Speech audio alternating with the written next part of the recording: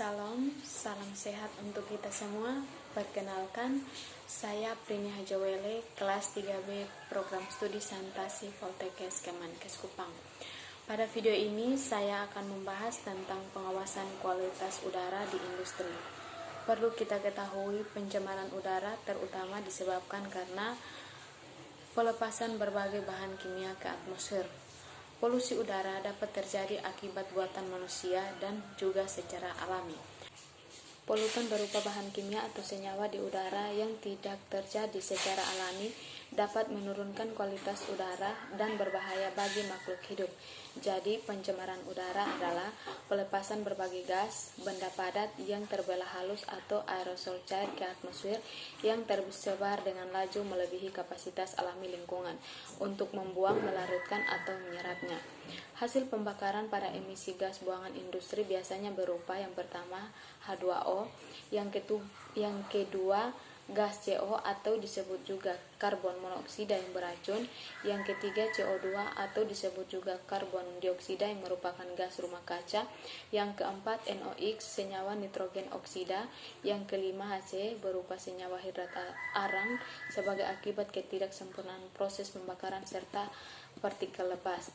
Terdapat beberapa parameter fisik udara yang juga diukur berkaitan dengan eksistensi parameter pencemar dan cara pemajanan polutan udara terhadap karyawan atau masyarakat di dalam lingkungan kerja industri, yaitu iklim kerja, diantaranya suhu, kelembapan relatif, suhu radiasi, dan kecepatan aliran udara. Faktor lain yang diukur berkaitan dengan kadar polutan pencemar di dalam ruang kerja industri yaitu parameter kimia, diantaranya debu, gas, dan uap, dan juga sebagainya.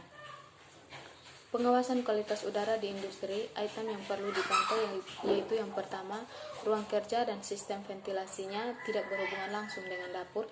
Yang kedua, ruang kerja dan sistem ventilasi tidak berhubungan langsung dengan area parkir. Yang ketiga, terdapat filtrasi atau penyaringan udara yang efektif.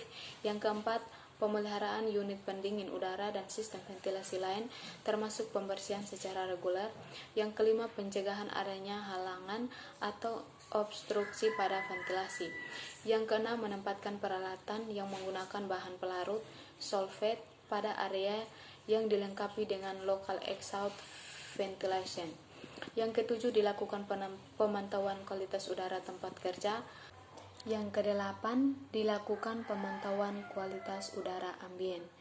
Berdasarkan kasus dari pabrik pengolahan kayu di Desa Firdaus, Sumatera Utara, belum menerapkan pengawasan kualitas udara karena hasil pembakaran menimbulkan asap pekat serta sisa serbuk kayu yang berterbangan ke rumah warga dan bisa berdampak buruk pada kesehatan, terutama kepada anak-anak, sehingga warga sekitar merasa tidak nyaman karena asap pabrik sangat mengganggu aktivitas warga di sekitar rumah, terutama kepada anak-anak yang sering batuk karena serbuk kayu masuk ke dalam rumah. Dari kasus tersebut dapat saya simpulkan bahwa pengawasan kualitas udara belum diterapkan karena hasil pembakaran dan juga serbuk kayu masih sangat mengganggu aktivitas warga sekitar. Saran yang saya dapat berikan kepada industri pengolahan kayu yaitu meninggikan cerobong asap pabrik sehingga dapat mengurangi pencemaran langsung terhadap masyarakat sekitar. Yang kedua itu memberikan filter atau penyaringan polutan pada cerobong asap. Yang ketiga, menjauhkan pabrik dari area pemukiman. Yang keempat, juga bagi anak-anak agar tidak keluar rumah pada saat pabrik beroperasi. Sekian dan terima kasih.